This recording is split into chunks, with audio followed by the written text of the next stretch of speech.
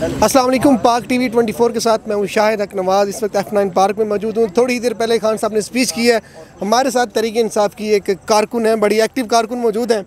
अच्छा ma'am, ज़िमनी elections के बाद नून लीग ने यह सवाल उठाया है कि इमरान खान साहब को तो बड़े यंग लोगों ने वोट दिया है, अभी नए नए इनके वोट बने हैं, नए नए ID कार्ड बने हैं, इनको तो पाकिस्तान की पॉलिटिक्स का पता ही नहीं है। क्या वाकई हमारी नौजवानों को पॉलिटिक्स का नहीं पता? क्यों नहीं पता?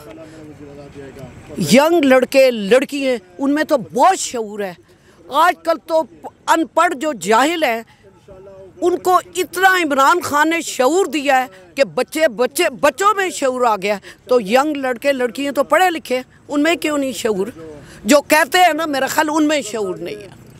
जिस तरह से हॉर्स ट्रेडिंग के इल्ज़ामात लगा रही है तहरीक इंसाफ, लाहौर की सिचुएशन आपके सामने है, हमारे MPs को मतलब कमरे में बंद करना में पड़ रहा है, तो हमारी इखलाकी जवाज़ कहाँ पे है? सिंध हाउस में आपको पता क्या हुआ, मेरिट में आपको पता क्या हुआ, किस तरह से निकलेंगे हम इस सारे मामले से? हम इंशाल्लाह निकलेंगे। कौम असल ताकत किससे होती है?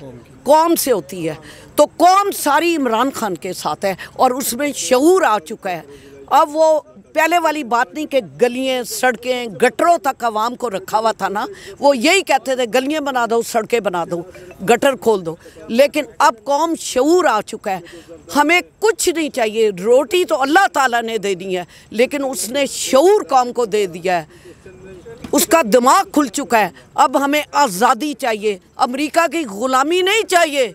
हम क्यों अमेरिका के ग़ुलाम हो? हमने 47 में जद्दोजहद हमारे बड़ों ने की और आज़ाद हुए। पहले हम अंग्रेज़ों के ग़ुलाम थे, हिंदुओं के ग़ुलाम थे। आज़ादी हासिल करके